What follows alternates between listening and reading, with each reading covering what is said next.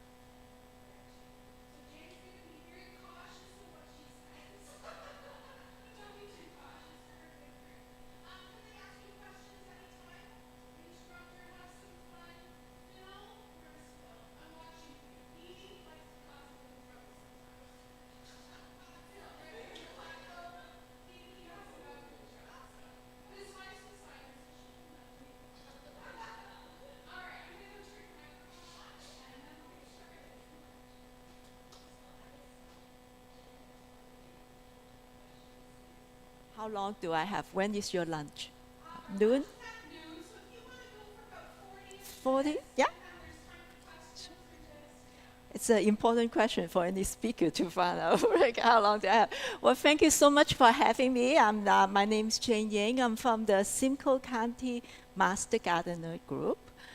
We love to share our knowledge and experience about gardening. So today we're going to talk about easiest way to build a beautiful garden. Not breaking your bed, nothing too complicated. Most of them are easy to find common plants. Maybe a couple you haven't heard about, but most of them you know about it. All right, so let's just start it. So now it's a really beautiful, wonderful time of gardening. May and June is gardeners' favorite time. And one of the favorite things we want to do is going to buy plants. So sorry, I forgot. So these are some of the pictures from my gardens last year. I live in Blue Mountains, very windy and colder than here, but we try to manage. So in May and June, one of the things we all gardeners love to do is to rush to the garden center. How many of you have been to the garden center this year? Almost all of you, right? Yeah, so including myself.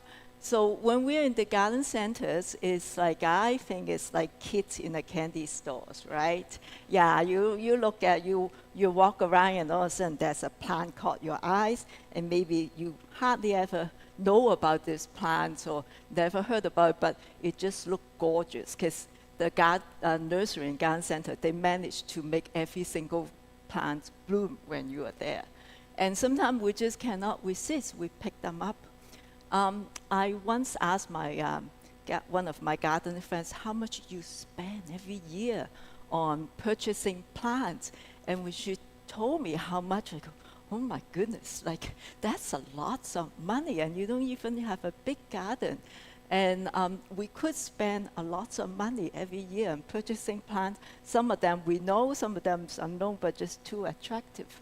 So I think as a gardener, we always need to make decisions on what plants to include in our garden. So if you choose the right plant to put in your garden, it's going to make your garden look even better and save you a lot of energy, make your gardening more enjoyable. You're spending less time fighting with plant diseases and pests. You have more time to enjoy your garden. And at the end, it actually may save you some pocket money at the end. So we're going to talk about these plants. So before we start, we all need to buy plants from time to time, right? Or acquire plants, because you have bare spots in your garden, you want to fill the bare spots, or you want to replace the one that no longer work well, or they die, or you no longer love it, and you want to pull it out and replace it with something else. Or sometimes you want to extend your garden, make it bigger, or you're building a new garden, then you definitely need more plants. In my case, I moved from Etobicoke, Toronto, to Blue Mountains about 5 years ago after my retirement. And we moved into a brand new house, newly constructed house. So nothing in front, nothing in the back. And initially, I was very excited because finally I get to create my own garden. Up to that point, I've been living in gardens that were, created by someone else. And I always I was never happy with their choices, or their landscape design is always so critical of someone else put in the garden. So I thought I'd be very excited. But when I was actually standing in front of the completely bare and empty front yard and backyard, and all of a sudden my mind went blank, like, what am I supposed to plant, right? I moved from a warmer climate to a little bit colder climate. I don't know some of the plants I used to love whether will do well here. And and there's so many choices. Where do I start? So one day a light bulb went on and say, hey, I am with the Master Gardener group. I know so many of these experienced gardeners who live here in this neighborhood. So why don't I ask them what they love, right? That will help me choose the right plants for my own garden. So, sorry, it didn't move. Okay. So what I did was I did a survey of our own master gardeners. I asked them what they have been growing in their own gardens that they really love, and give me 5 of their favorite plants. So each person give me 5 of their favorite plants. So notice, I didn't ask them, what would you recommend for me to put in my garden? I want to know what they actually growing in their own garden that they really love. If one day they have to move, they wish they were able to take that plants with them. So I know those plants must be remarkable, really nice for a master gardener to love it. And they must be able to perform well in this climate, right? Because they've been growing in the master gardener's own garden.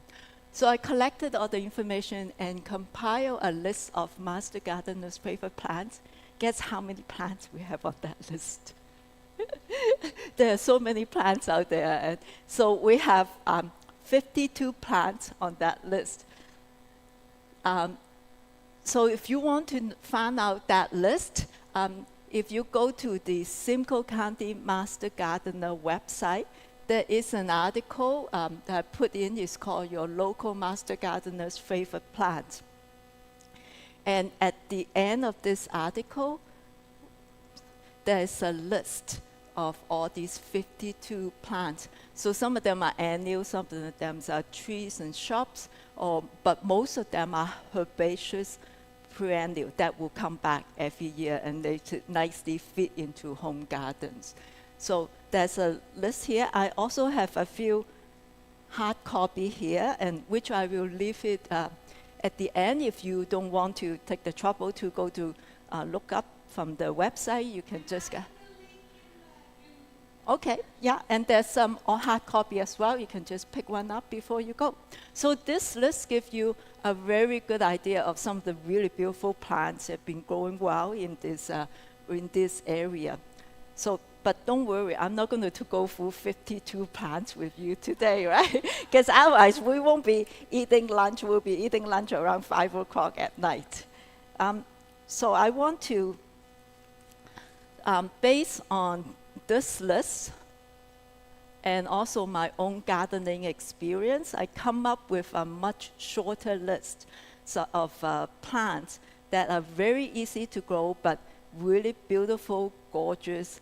And I'm not saying you don't go beyond this list or the presentation, but if you include some of this in your garden and make it like a foundation for your beautiful garden first, and then every year you can add some more interesting plant to your garden, and maybe that will help.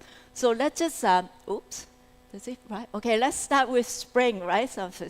So we just almost we are now almost at the tail end of spring, right? So of course in spring you're gonna plant the beautiful spring bulbs like tulips and daffodils, hyacinths, or grape hyacinths. So in addition to these beautiful spring flowers, there are 2 spring plants I really recommend.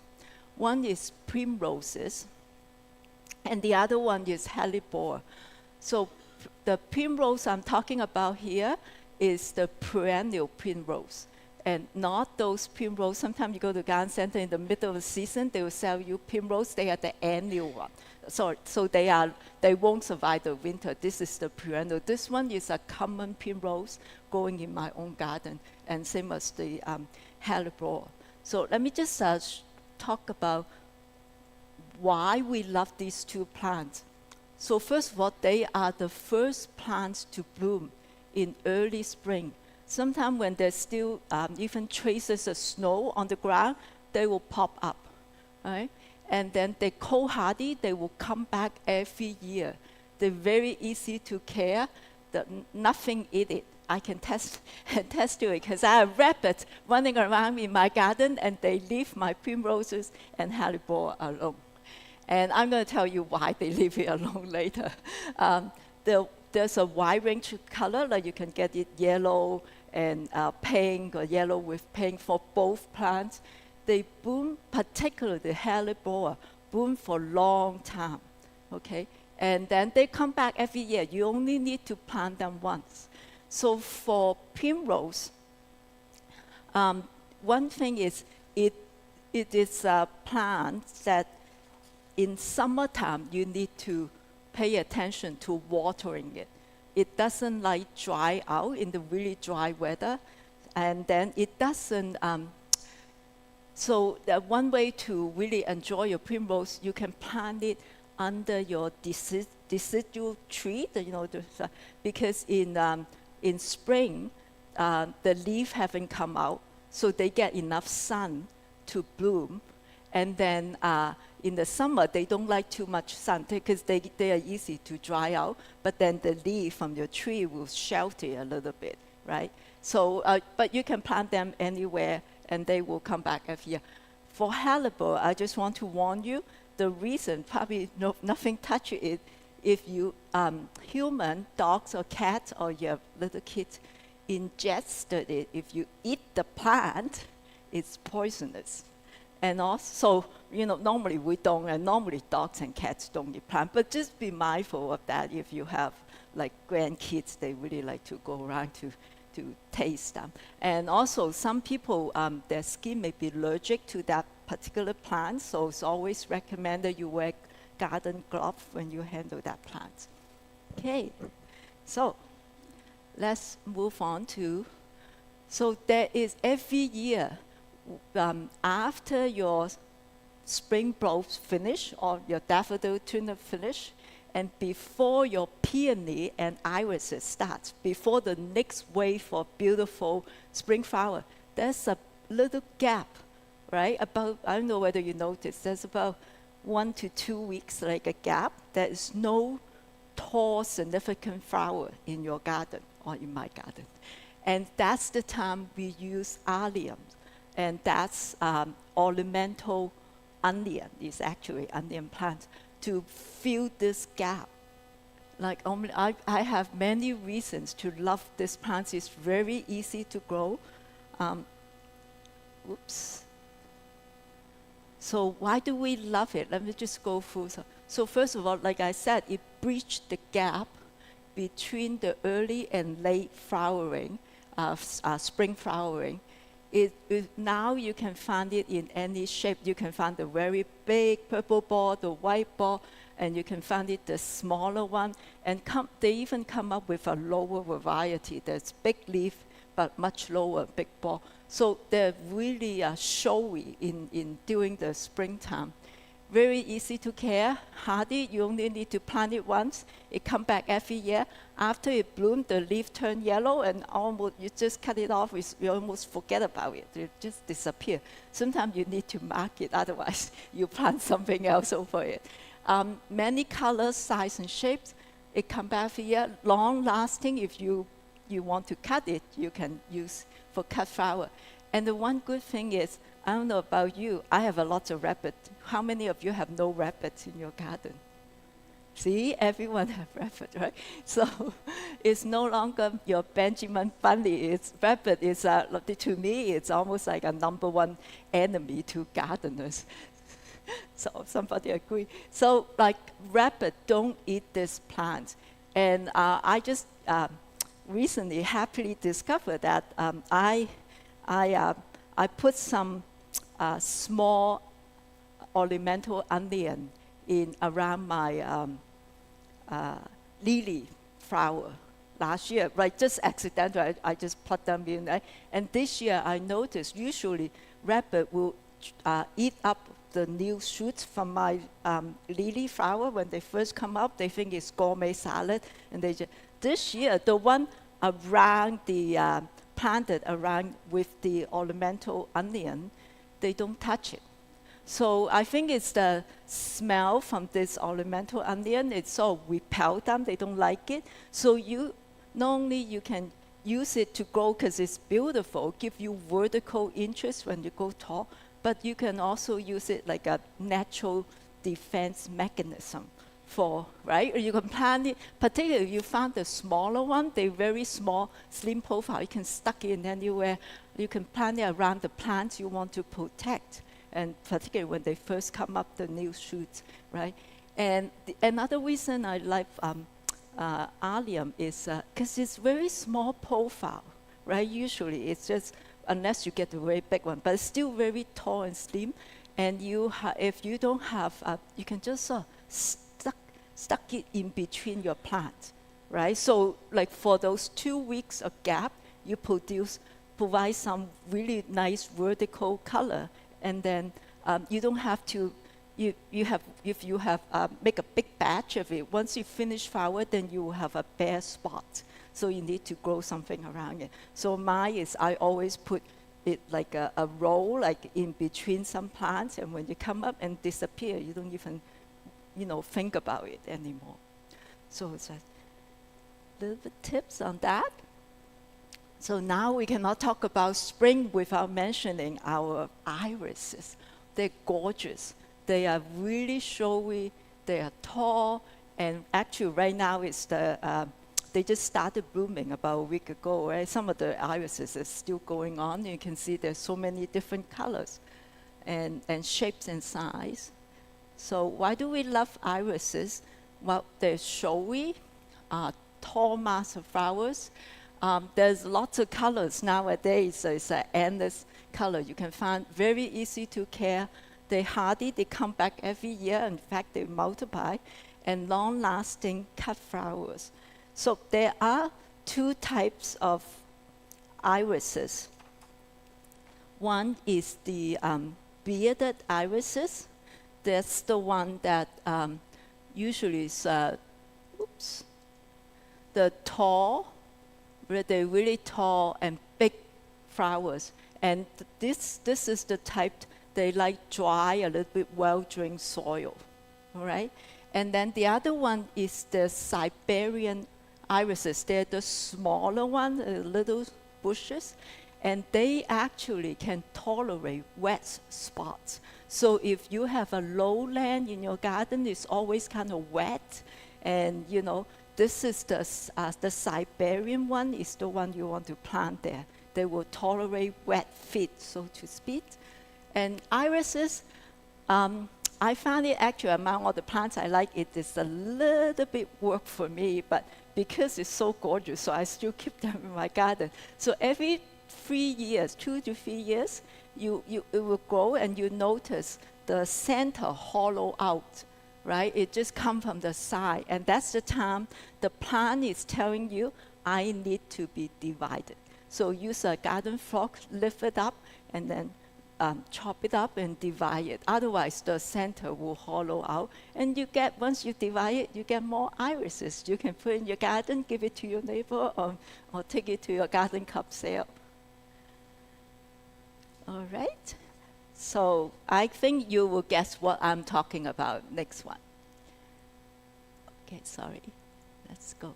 So peony is the queen of our spring flowers, right? Peony is just so gorgeous. In fact, I just noticed you have one beautiful one right in front of your church, and they come in so many colors and shapes. So let's just go through why we love peony. Of course, like stunning bloom, right? They are kind of early flowers. After a long winter, we all love to see the big rosette. It's like a giant rosette of flowers. Some of them are fragrant, actually, a wide range of colors and flower shapes. And another thing about peonies, even after it finishes, the plant stay like nicely, freshly green. It's like a little nice green bush, right, in your garden. So it's still very pleasing to look at. And easy to care, pest resistant. Peony is not many pests, and gorgeous cut flowers. So But there's one problem with peonies, is every year when peony open is the time of heavy rainfall. And about like early last week, I was thinking maybe I couldn't say it because it's been pretty dry, right? But no, for sure, there was quite heavy rainfall. This is a picture of my neighbor's garden. She's not here, so I can show it to you. So actually, there may be even more rain coming, right? So if you have your peony looking like this, chances are you have the older type of herbaceous peony. Sorry, let me just adjust. You can hear me well? The herbaceous, the more traditional type of peony. So they're gorgeous big flowers, but very narrow, weak stem. The moment the rainfall comes, they're all flopping down. You can put a cage around it. I used to put like a chicken wire cage. If you put it in earlier, the leaf go out and you won't see the cage. But even if you put a cage, you support it, but the center of the flower is still flopping, right? And I don't know whether I should make this joke, but let me try. So I once read that it is almost as if God wants to give us a perfect flower. He created this beautiful peony flower, but he forgot to give it the proper legs to support it. So, what do we do? So actually, there are different forms of peony. This is the older type of herbaceous peony. There is a tree peony. So as it implies, it's a stronger stem. It goes a little bit taller, and the stem, the flowers, the stem supporting the flower is shorter, so it wouldn't flop over. But the problem is the flowers are not as gorgeous as the herbaceous one. And also, the flower doesn't last that long. From my own experience, it fades very fast. So quite a few years ago, there is starting a new type of peony. So if you go to the garden center now and you look carefully, you will find a new type. It's called Itoh, I-T-O-H, or whatever way you want to pronounce it, Itoh or Itoh, right? So it's from a Japanese botanist. He spent many years trying to cross between the herbaceous and the tree peony and put the nice character from both kinds into one hybrid. And so that's why that new type of peony has beautiful big flower, but much stronger stem. It's a big plant, just like your any peony, but bigger stem, it will stand the rainfall. So this type of peony is, you can find it in some nursery, and if you read the label, and you'll find it usually is quite expensive because it's a special hybrid. But even if you don't get this one, if you go ahead and buy some, you have room to buy a new peony, or you want to replace some of the, you can look for the newer variety. Some of them actually say it's stronger stem, right? And so it will still work to support it. So, I was looking for an Itoh peony before, but I found it too expensive, so I didn't buy the plant. I bought the root. So from some catalog, plant catalog, you can buy the root. So I can tell you, when it first came, it's like a half dead root, and but because I bought it at the end of the season, like a discount, and then I put it in. It came with 2 tiny leaves, and I almost want to return it, ask for a refund, because it's still, even the root is not, it's not that inexpensive, right? But I didn't return it, I just leave it. So this year, it did come up, the second year. So it's like a 18 inches plant and give me 2 flowers. So I think if you want to save money and want to try some new variety, you can try it by buying root if you have the patience to wait. So it will probably take at least 2 years to 3 years for you to have a full growth one. So from my experience, it seemed to work even for the root one. But bear in mind with your first year, you really don't see anything. I thought it was half dead, just only a 2-leaf, okay? So much about peony. Now, one thing about peony is at the end of the season, sometimes when it's very humid, the weather is very humid here, or you planted too much thing around it, you'll see some like whitish mold on the leaf. Don't worry about it. You can just cut it off. It's some kind of mold.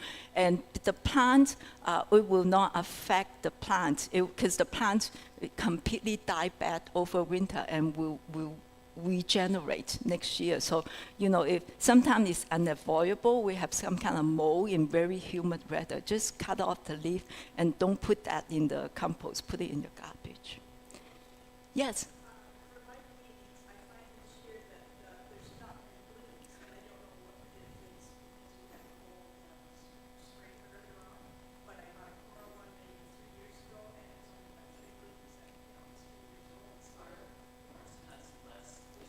Really, eh? Yeah. It could be the weather's been really cold. So I heard from another gardener that her peony actually last year, like had the bud, but didn't open at all because of the cold, the freeze cold weather actually like damaged the flower bud, and yeah. So that was unfortunate. Hopefully next year you will do better. It's the weather, yeah, exactly. Sometimes like if it's a younger plant, it may take longer to establish as well. Did you mention you have a coral sunset? Did you mention you have a corals?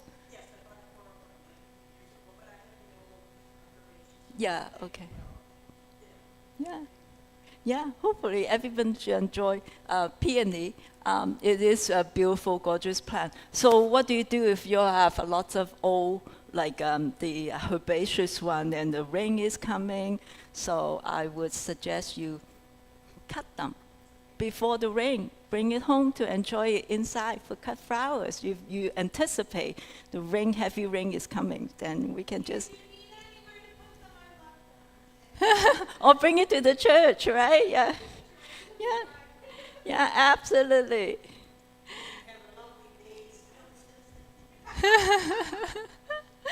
So summer, there are so many beautiful plants in the summers, and I cannot go through them all with you. I'm just going to talk about a few summer plants, which I think is special to me. It's really worthwhile to include them in your garden. How many of you have this in your garden? False indigo? No? Okay. So you are not alone, because I didn't know about this plant until after I did my survey with Aston Martin. I learned it from them. Quite a few of them have this plant and say they really love it. So what is this?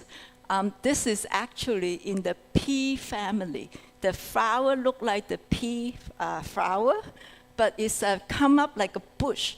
So it can go to about 2 to 4 feet. It's a big plant when it's mature.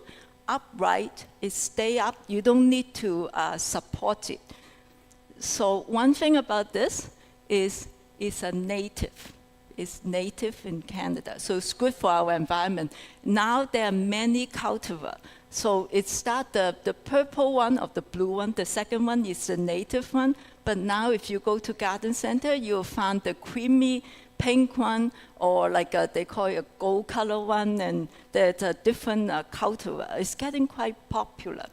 So let me tell you more about this plant. So it is a unique plant. You can use it as a specimen plant. It's upside set, upright, tidy, no need for support. It supports itself, long-lasting bloom. Actually, it's blooming right now, actually, in my garden. And it has interesting seed pods. After it finishes flowering, the seed pod is a black color. So some people like it and leave it on, because in the winter, you see, like, against the backdrop of the snow, white, and some black, it looks nice. You don't like it, you cut it off. and very easy to care. It's native to our environment, so it's really good for pollinators. You see bumblebees hovering around it. It opened earlier, so it provides a food source for our pollinator in the early season. It attracted butterflies and bees. So I want to show you this. This one is about a month ago when it first came out in my garden. This is a native one. And when it first came out, it's like a shoot, like asparagus shoot. And then now, this was about last week, it's in my garden. And it is a really beautiful plant to have. And a few years ago, when I first heard about it, I looked for it. I have to go to a specialty nursery to pick it up. And when I pick it up, it's a pot, and there's just one stick come out, and I'm looking at it. I paid that much money for one stem, but it did work. And this one is about 3 years. This is the 3rd year, so it established very quickly. One thing about this plant is it has tap root. So lots of plants have fibrous roots. The roots everywhere. When you dig it up, it come up with a full, like a big clumps. It's easier to move them. But this one has a long tap root go down. So once you put it in, it doesn't like to be moved, right? So when you first put it in, even though it may look very small at that time, but find a proper place, like give it room to go, because you don't want to, if it's tapwood, when you dig it up, more likely you would damage the wood. Now, I did move my false indigo, one of mine, and it did survive, but it will take longer for it to become full grow and develop. So if you have to move it, just move it very carefully, all right? But the ideal is not to move it.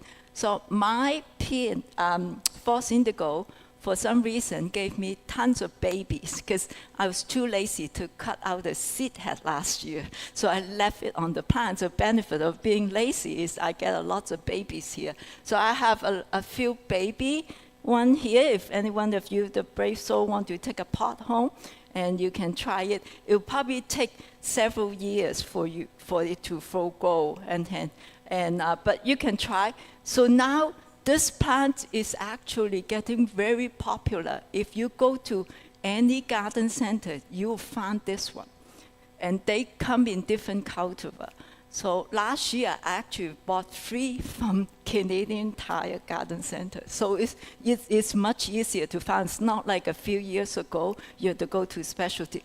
So next time when you go to a nursery, maybe just keep an eye on that. Maybe you find one. And they actually become much less expensive and widely available. Okay? So it's a really worthwhile plant to try. It does like sun. It will tolerate a little bit shade. So after this, let's just moving on. Now, probably a lot of you have coral bells, right? It's a very common, popular plant. I love coral bell because I think it's a very versatile plant. You can almost put it anywhere you want. So it's a low mount, and then have the flower to come up. We love coral bell for many reasons, but one is actually the leaf itself come with many colors. And a lot of people actually, or landscaper, they put the row of a circle of coral bell under the tree. Even in the shade, they will do well, and you use the leaf, the foliage, to make a nice mass of color, right? And they are really perfect for partial shade, long-lasting showy flowers, and minimum maintenance. Deer and rabbits don't eat them. Sometimes the rabbit will nip off some of the flowers, but they don't, in general, don't eat the plants itself. It attracts butterfly and hummingbird, particularly if you have the red flower. Okay, hummingbird like red flowers.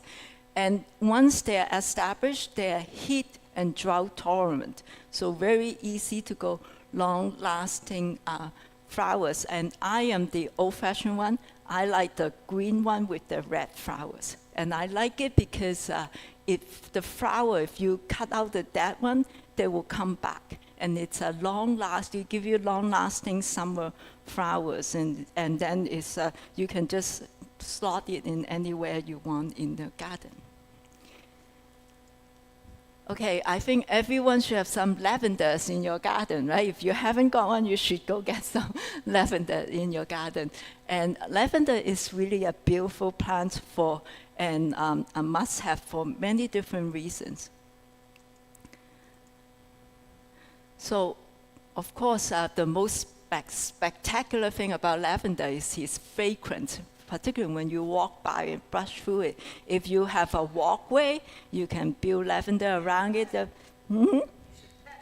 Pet lavender, come up with the smell. Yeah, absolutely. Even the dry flower, sometimes you cut it, drop on the ground, it still have a nice smell, right? And ideal for mask planting if you have the room. It's a seafood plant, because the flowers stick up and you can still see behind what's going on. Pest free, nothing eat lavender. I love it. Easy to care, right? I don't need to worry about pets like plant disease and all kinds of stuff. Very easy to grow. Rabbit don't eat it. You can use lavender as a defense mechanism as well, because you can plant it around some of the plants you want to protect to deter rabbits from going in eating it. With pale mosquito, there's one very unique characteristic of lavender that we really like. So there's oil from lavender you can buy and then put it on your body when you go out, so you can stop mosquito from attacking you.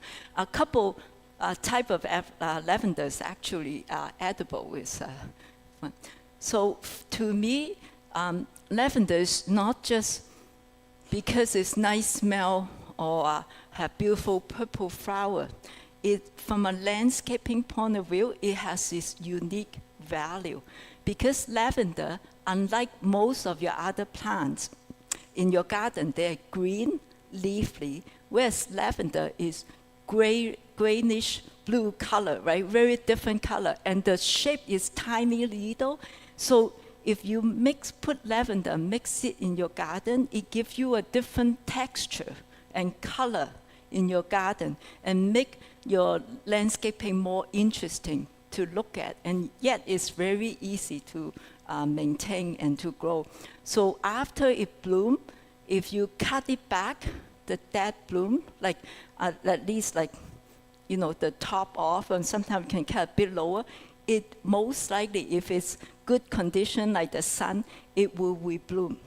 But the second bloom will not be as profuse as the first one. But at least you get the second chance to see the flowers, right? Okay. All right. So we cannot talk about summer flower without talking about hydrangea. To me, every time when the summer comes and I walk along the street and I see all these hydrangea, I just cannot stop the feeling. I'm so thankful that we have hydrangea. We can grow hydrangeas here. They are spectacular summer flowering plants. So there's lilies, endless variety. You can buy the big, really tall one, the standard one, whatever strawberry, vanilla strawberry, and then you can have the very small one, and endless summer, or they have stunning large flower, different sizes and forms of bloom, and many variety. And actually, they bloom for a long time until September. Very easy to care. One thing about hydrangea is in the spring, some of them, particularly if your hydrangea is not in a sunny spot, I found if it's in a partial shade, you may see the leaf curl up, like close like that. And if you open it, there's a little caterpillar inside. So don't worry about it. If you see this happen, it's an indication that they probably not in an ideal situation, but you just cut it off, put it in the garbage. It's a caterpillar from a moth that attack. But once you cut it off, it would not affect the performance of your hydrangea. So that's probably the one thing that sometimes you may encounter. There is one type of hydrangea It's called Annabella. I know probably a lot of you heard about. This is the really big round ball, white ball, very easy to grow. If you are new to growing hydrangea, I would recommend this particular very conventional. You cannot kill this one. You cannot do anything wrong. Maybe Janet can go the end of. Yeah. So this one. Another thing about hydrangea is to know when to prune it. So when you buy the hydrangea, make sure you look at the label to know when to prune it. And because different type of hydrangeas have different time for pruning. Like the Annabella I just mentioned, and quick fire, and the other type, some of them, they flower from new wood. So that means you can trim it in spring, right? And because then the new shoots come up, they will still bear the flower. Some of the hydrangeas, like the endless summer or oak leaf, the other type, they bloom in the old wood, right? So you don't want to cut out them in the spring because you cut out the flower bud, right? So when you buy it, look at the label. If you don't remember the pruning time, at least remember what type of hydrangea you bought, then you can look it up later on. Okay? So that is one thing about hydrangea. Now we're moving on to the fall. Let me just do a quick check of what time is it? How much? 11:45. Oh, okay. I better speed up a little bit. Sorry, I don't. Okay. Okay, nobody's sleeping?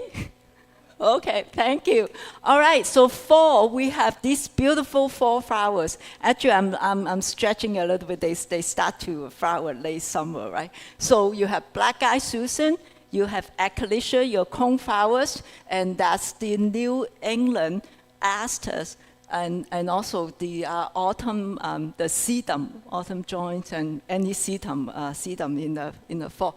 So the first three flowers, black-eyed Susan, echinacea, and New England asters are all native.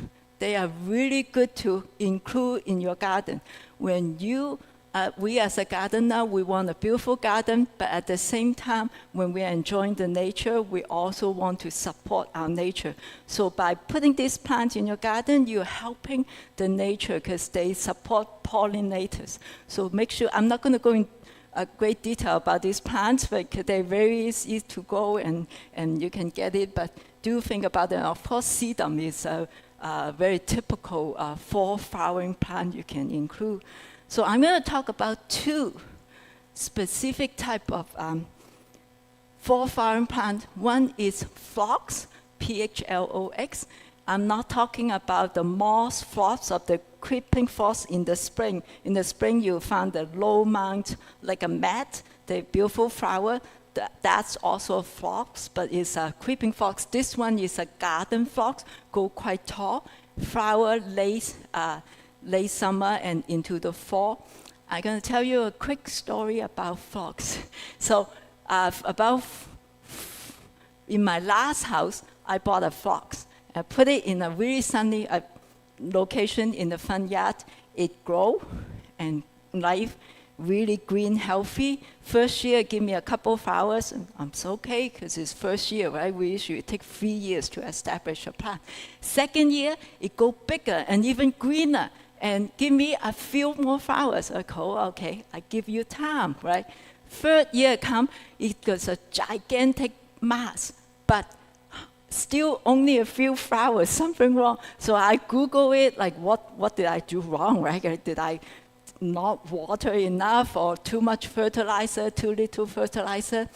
And then I found there's nothing wrong. I did this in a perfectly nice sunny spot and balanced soil, whatever. So I told the plant, if you don't perform next year, I'm gonna yank it out, right? And guess what happened next year on the fourth year? I wish you're right. It still didn't perform. So I got my husband over to dig up this plant and chuck it out. So why do I tell you this? because there's another ending to the story. So after I moved into Blue Mountains, my new garden when I created, I avoided planting phlox for many years because I was traumatized by my last phlox experience. And then one day I walked past the garden cup sale, and $5 I can buy a phlox. I go, okay, let me try one more time. So I put it in my garden. It flowered like crazy. And am I ever glad that I come back to try planting it? And ever since then, I'm buying more types of different types of phlox. So I'm telling you this story because from time to time, as gardener, we'll get a lemon, right? It's like a car for no reason. There's something wrong with that DNA of that particular plant we bought, right? It's not your fault. So give it another try. Unless you can find there's something wrong with your care, right? Like too wet or you didn't water. Otherwise, get it from a different nursery, a different type, plant it at different spots and give it another try.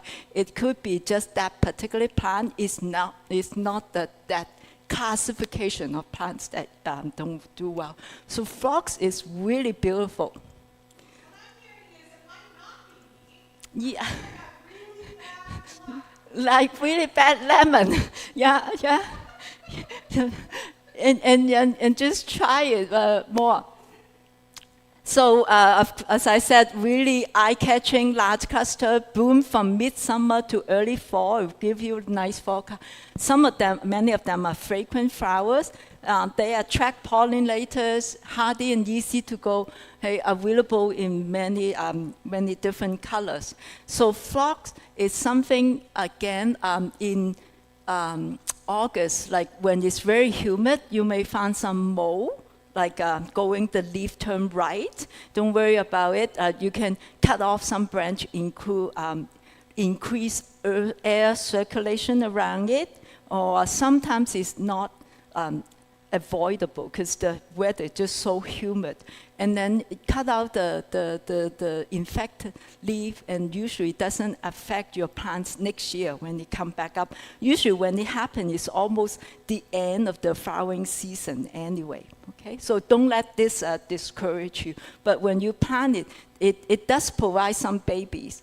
And the babies are very easy. You can pull it out and you can plant it somewhere. It's not like an aggressive plant. So any one of you have this in your garden? Oh, wonderful, congratulations. So anise hyssop is neither anise nor hyssop. Has nothing to do with the hyssop plant in the Bible. And it's not anise. It's called anise because the leaf, when you crush it, it smells a little bit like licorice anise. It's a native plant. It's a really beautiful fall-flowering plant. And why do I tell you this? Because this one is really good for our nature. And long blooming from midsummer till fall.